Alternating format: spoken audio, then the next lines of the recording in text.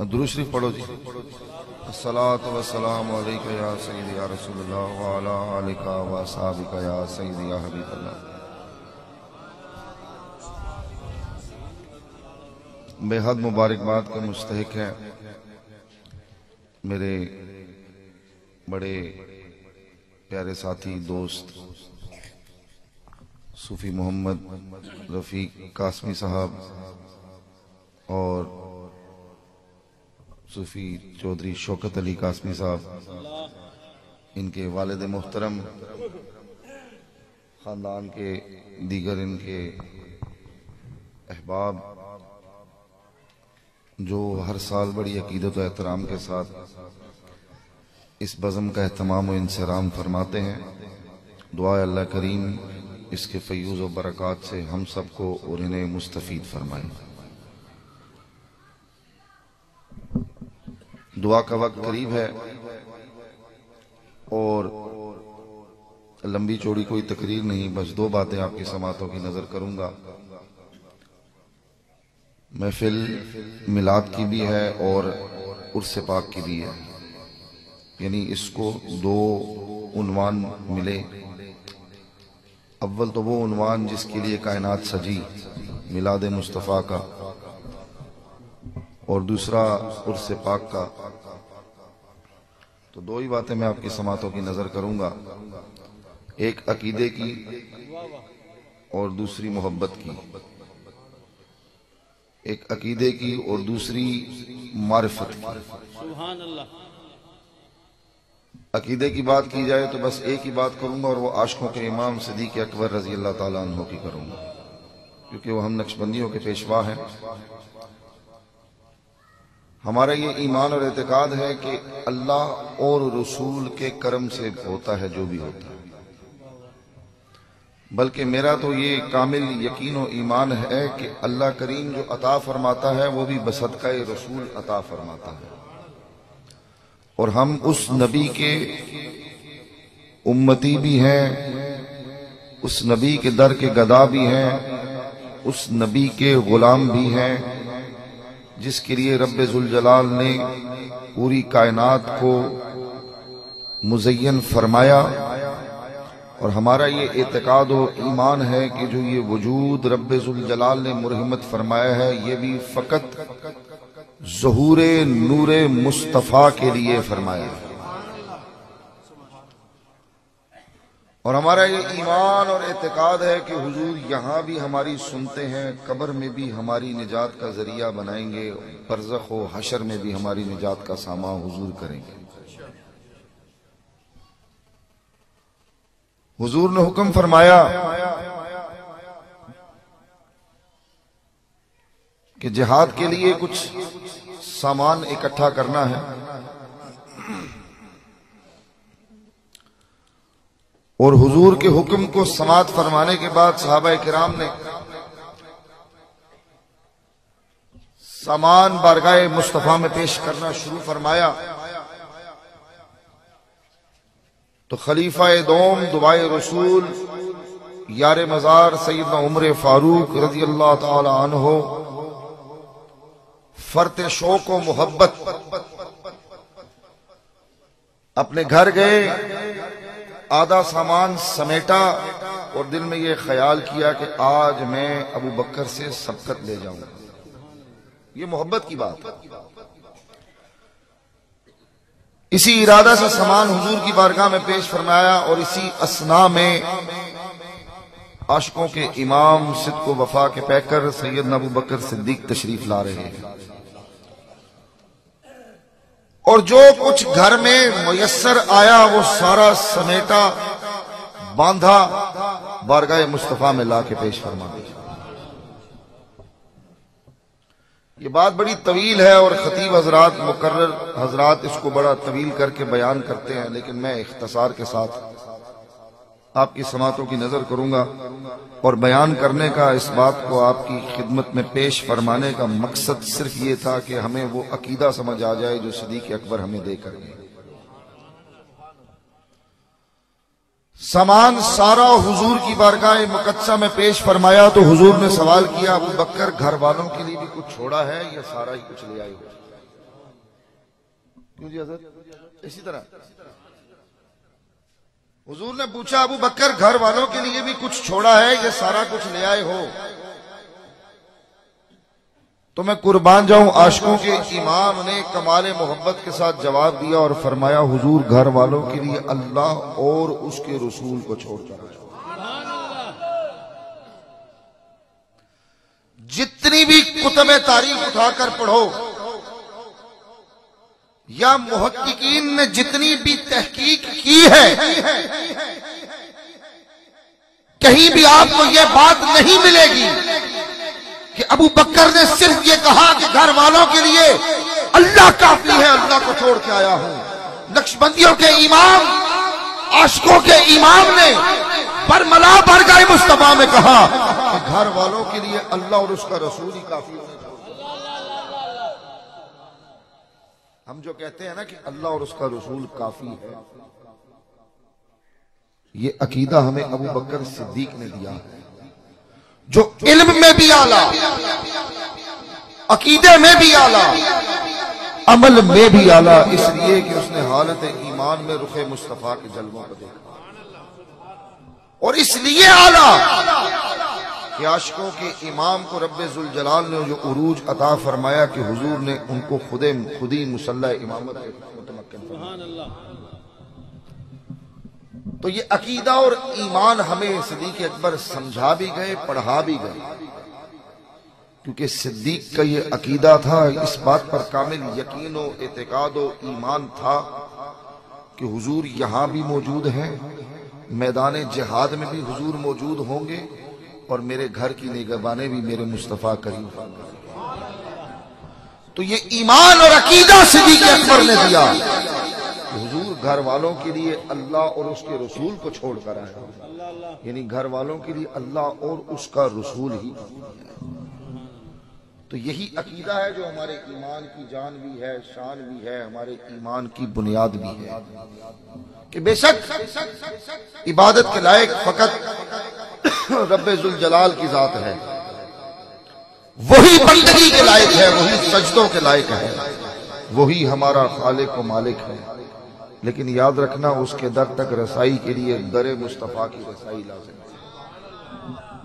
در مصطفیٰ پر جاؤ گے تو در خدا کا پتہ چلے گا، وہی در ہے جو تمہیں در خدا تک لے کر جائے گا، اور کوئی در نہیں جو در خدا تک لے جائے گا، اور ڈائریکٹ جانے کا بھی کوئی راستہ نہیں ہے۔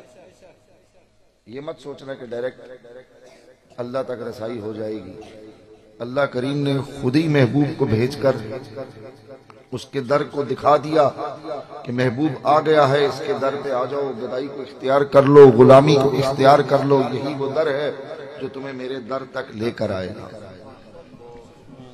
تو در مصطفیٰ پہ جاؤ گے، وہی در ہے جو در خدا پر لے کر جائے گا۔ اب سوچنا یہ ہے کہ در مصطفیٰ پہ کیسے جانا ہے؟ وہاں بھی تو کوئی ہوگا نا جو لے کر جائے۔ در خدا تک تو در مصطفیٰ سے رسائی ملی، در مصطفیٰ تک رسائی کیسے پانی ہے؟ تو اس کے لیے بھی رب ذوالجلال نے کاملین کی جماعت کو بھیجا، کاملین کی جماعت کو بھیجا نا، جنہوں نے اپنے اپنے دور ولایت میں ہر طالب حق کو اپنی بارگاہ سے اٹھایا اور بارگاہ مصطفیٰ میں پہنچا دیا۔ یہ وہ لوگ ہیں جو بلا کسی خوف و خطر، بلا کسی سوچ و فکر اپنے شب و روز کو اللہ کے ذکر اور حضور کی محبت اور غلامی میں گزارا کرتا۔ ایک درویش کامل کی بات ضمن میرے ذہن میں آئی، میں آپ کے سماعتوں کی نظر کرنا چاہتا ہوں، اور اس میں ساری اس چاہت اور الفت کی حقیقت آپ کے سامنے کھل جائے گی۔ ایک ولی کامل گزرے، بڑے درویش کامل تھے، ان کے پاس ایک دن جن سے انہیں فیض ملا، یعنی جو ان کا مرشد خانہ تھا، ادھر سے ایک صاحبزادہ صاحب نے ارادہ کیا کہ میں جاتا ہوں اپنے بزرگوں کے جو خلیفہ ہیں ان کے پاس جا کر ان سے ملاقات کرتا ہوں اور ان کی میزبانی سے لطف اندوز ہوتا ہوں۔ تو صاحبزادہ صاحب یہ ارادہ لے کر ان ولی کامل کے پاس حاضر ہوئے تو انہوں نے تقاضۂ ادب کو پورا کرتے ہوئے صاحبزادہ صاحب کے قیام و توام کا بہترین انتظام فرمایا اور بڑے احسن طریقے کے ساتھ صاحبزادہ صاحب کو ٹھہرایا. تو غالباً وہ 1 یا 2 دن یا جتنے دن بھی انہوں نے قیام کیا ان کی بڑی خاطر مدارت ہوئی, بڑا ان کا خیال رکھا گیا. جب صاحبزادہ صاحب کے رخصت ہونے کا وقت آیا تو حسب معمول یا جو اولیاء کا صوفیاء کا طریقہ ہے اس کے حساب سے صاحبزادہ صاحب کو انہوں نے بڑی باعزت جگہ پر متمکن فرمایا اور جو ان کی استطاعت تھی یا جتنا انہوں نے بہتر سمجھا انہوں نے بڑی اعلیٰ پوشاکیں, لباس اور نظر و نیاز صاحبزادہ صاحب کی خدمت میں پیش فرمائی اور کہا حضور دعا فرمائیں. صاحبزادہ صاحب نے وہ جو پیر خانے سے تشریف لائے تھے انہوں نے وہ تحفے تحائف ہٹائے اور ہٹا کر کہا کہ مجھے یہ نہیں چاہیے, مجھے وہ دے دو جو تم میرے دادے سے لے کر آئے, مجھے وہ دے دو جو تم میرے دادا سے لے کر آئے. تو وہ خود بھی صاحب نظر, اہل محبت اور درجہ کاملیت پر فائز ہستی تھے. انہوں نے کہا حضور یہ قبول فرما دیجئے, وہ تو ہے ہی آپ کا, آپ کے گھر کا ہے, وہ بھی آپ کا, یہ سب بھی آپ کا, میں بھی آپ کا, میری ہر شے آپ کی. انہوں نے کہا نہیں اس طرح نہیں, اب مجھے وہی دو گے جو میرے دادا سے لائے تھے تو میں یہاں سے جاؤں گا. وہ بزد ہو گئے.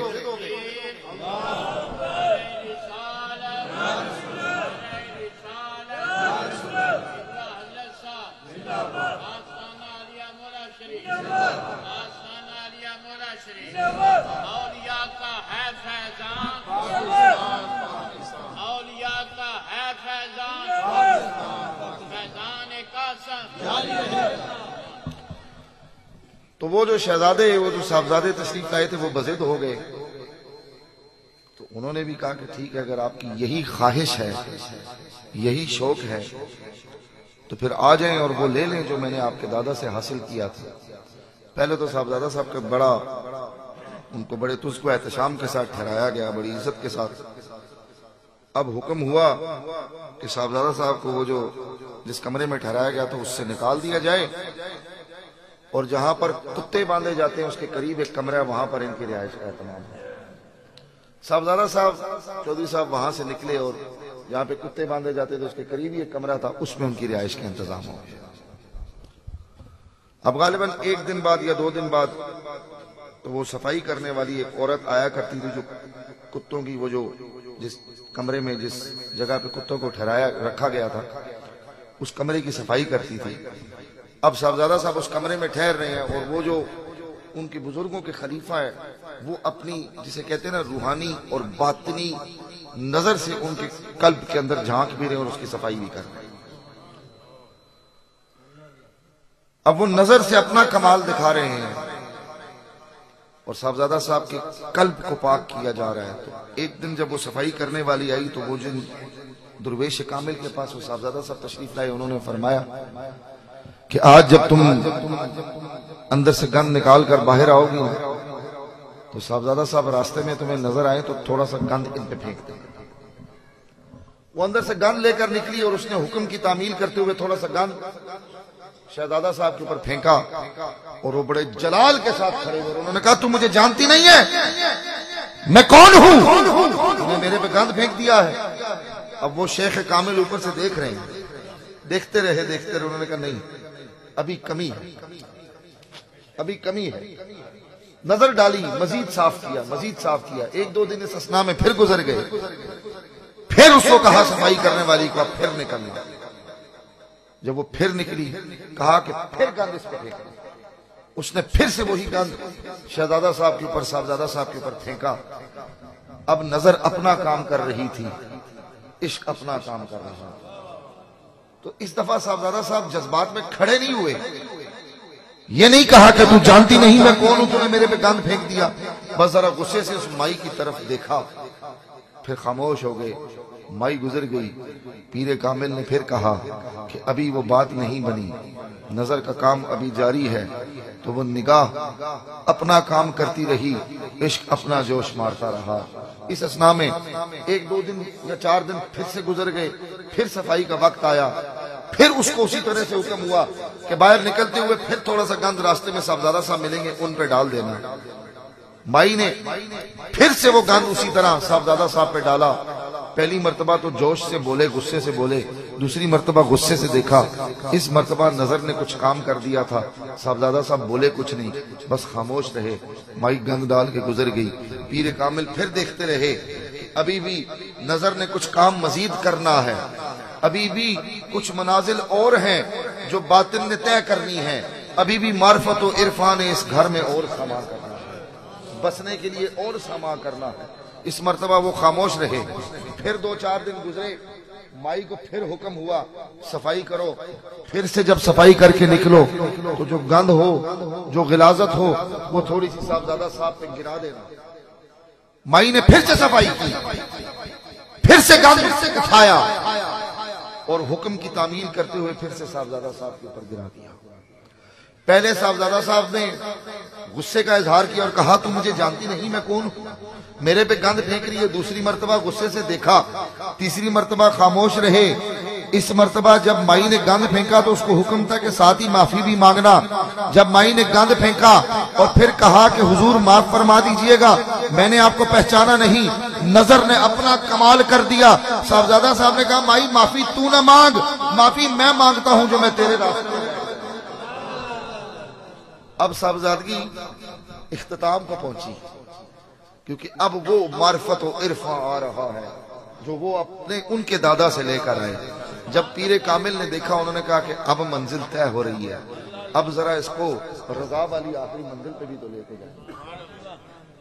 ہمارا مسئلہ یہ نہیں جی ہم نے پیری مریدی کو کوئی اور شکل دے دی. یہ بڑی معرفت و عرفان کی منزل بڑی مشکل ہے، یہ تسلیم و رضا کی منزل ہے. انہوں نے کہا کہ اب ذرا صاحبزادہ صاحب کو حقیقی منزل کی طرف لے جائیں. انہوں نے کہا جناب شکار کا اہتمام کیا جائے، تیاری کرو، شکار کا اہتمام کرو، اور جو کتے پالے گئے ہیں شکار کے لیے انہیں پٹے ڈال کر شکار کے لیے تیار کرو. کتوں کو تیار کر دیا گیا شکار کے لیے، اور انہوں نے کہا کہ ان سارے کتوں کو جمع کر کے ایک ہی پٹا ڈالو اور اس پٹے کو صاحبزادہ صاحب کی کمر کے ساتھ باندھو. ادب انہوں نے بھی نہیں چھوڑا، فرماتے وہ صاحبزادہ صاحب ہی رہے.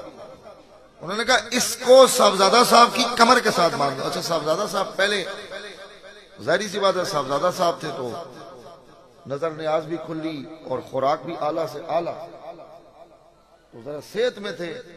اب جب وہ اس منزل کی طرف چلے تو پھر وہ خوراک بھی نہ رہی اور وہ جسے کہتے ہیں آؤ بھگت بھی نہ رہی. تو صاحبزادہ صاحب کچھ دن وہ جو، اور ویسے بھی جب یہ نظر کا کمال ہوتا ہے نا تو یہ انسان کے قلب پہ اثر کرتا ہے، وہ پھر اس وقت کسی اور تصور میں، کسی اور خیال میں چلا جاتا ہے. یہ لوگ کھانے پینے سے ان چیزوں سے آگے نکل جاتے ہیں. تو وہ کیفیت نہ رہی، اب ذرا کمزور بھی ہو گئے ہیں، وہ جان نہ رہی، وہ جسم نہ رہا. تو اس اثناء میں جب شکار کے لیے گئے، اب کتے آگے آگے چل رہے ہیں، پٹے کتوں کے گلے میں اور پٹے بندھے ہوئے صاحبزادہ صاحب کی کمر کے ساتھ. گھوڑوں پر شکار کا اہتمام کیا گیا. تو اسی اثناء میں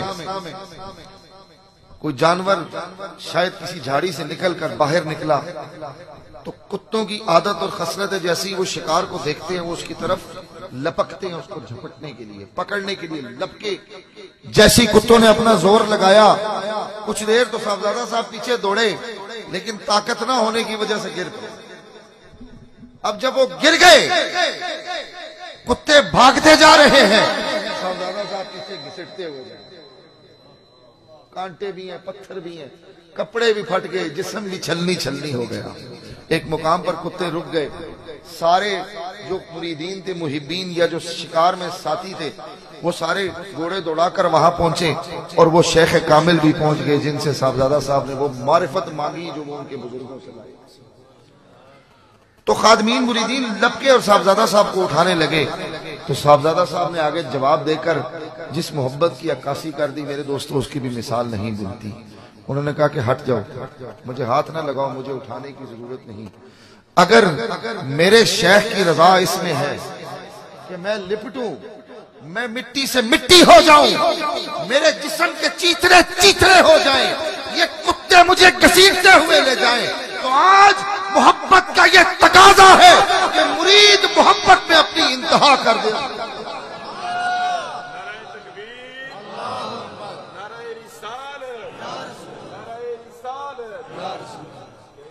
تو آج مرید اپنے شیخ کو کی رضا کو حاصل کرنے کے لیے اس مٹی پہ لوٹے گا، اس مٹی پہ اپنے وجود کو چھلنی چھلنی کر دے گا کہ اگر میرے پیر کی رضا اس میں شامل ہے، اگر مجھے وہ معرفت و عرفا جو میرے گھر سے یہ لے کے آئے، اگر اس کو حاصل کرنے کے لیے یہی تقاضا ہے تو مجھے یہاں سے اٹھاؤ مت، یہیں پہ رہنے دو۔ شیخ کامل گھوڑے سے اترے، ان صاحبزادہ صاحب کو اٹھایا، سینے سے لگا اور کہا جاؤ آج وہ سب لے جا رہے ہو جو تمہارے دادے سے ملے۔ یہ معرفت و عرفا کی منازل ہے، یہ تسلیم و رضا کی منازل ہے، اور یہ ان درویشوں کی نظر کا کمال ہے۔ یہ اپنی نظر سے دلوں کو پاک کیا کرتے ہیں، مشکلوں میں نہیں ڈالتے، اپنی نظر سے قلوب کو پاک کر دیا کرتے ہیں۔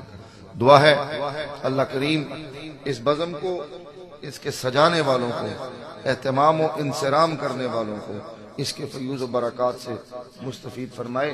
اور میرے جد اعلیٰ، ایک صفائی کرنے والا موڑا شریف میں آیا نا، صفائی کرنے والے کا کام ہوتا ہے نا صفائی کرنا، تو اس کو دربار کے باہر روک دیا گیا، تو حضور بابا جی محمد قاسم صادق مجدد مولوی نے فرمایا کہ اس کو روکو نہیں، اس کو اندر آنے دو۔ جب وہ اندر آیا تو بابا جی نے فرمایا کہ تیرا اور میرا ایک ہی کام ہے، تو جھاڑو سے عمارتوں کا کچرا صاف کرتا ہے، محمد قاسم اللہ سے لوگوں کے دلوں کو۔ یہ اپنی نظر سے کمال کرنے والے لوگ ہوتے ہیں، جو اپنی نظر سے، جس کے سینے پہ اپنی نظر ڈالتے ہیں، اس کے دل کی دنیا میں انقلاب برپا کر دیتے ہیں۔ آج ماشاءاللہ یہ جو پر رونق پر کیف بزم سجی، اس میں بھی بڑا کمال ہے۔ میں کوئی تمہیدی جملہ نہیں بولتا، یہ بھی نظر کا کمال ہے۔ کیوں جی آپ لوگ اس بات کو اس کے قائل ہیں نا کہ نظر کا کمال ہے۔ محفل سجانا یہ نہیں ہوتا کہ جناب صرف پیسوں سے محفل سج جاتی ہے، یہ محبت کے ساتھ سجنے والی چیزیں ہیں، یہ قبولیت والی چیزیں ہیں۔ دعا ہے اللہ کریم میرے ان دونوں ساتھیوں کی، میرے بڑے نام بھی ان کا رفیق ہے اور ویسے بھی میرے یہ رفیق ہیں، رفیق دوست کو کہتے ہیں، اور یہ بالخصوص ہمارے پیارے چودھری شوکت علی قاسمی صاحب، یہ بڑے محبت والے ہیں۔ خدا ان کی محبتوں کو قبول فرمائے، اور جس نیت و ارادہ سے یہ سارا اہتمام و انصرام کرتے ہیں، خدا ان کو اس کا اجر و ثواب عطا فرمائے۔ دیگر جتنے بھی آپ لوگ دور و نزدیک سے آئے، یقیناً بے حد مبارکباد کے مستحق ہیں، جو اس پرفتن دور میں بھی عقیدت و محبت کے ساتھ حضور کے ذکر کی محفل میں آ کر بیٹھ جاتے ہیں، کیونکہ حضور کا ذکر جو ہے یہی ہماری نجات کا ذریعہ اور باعث بنے گا۔ اللہ کریم آپ کی، میری، ہم سب کی حاضری اپنی بارگاہ میں قبول و مقبول و منظور فرمائے۔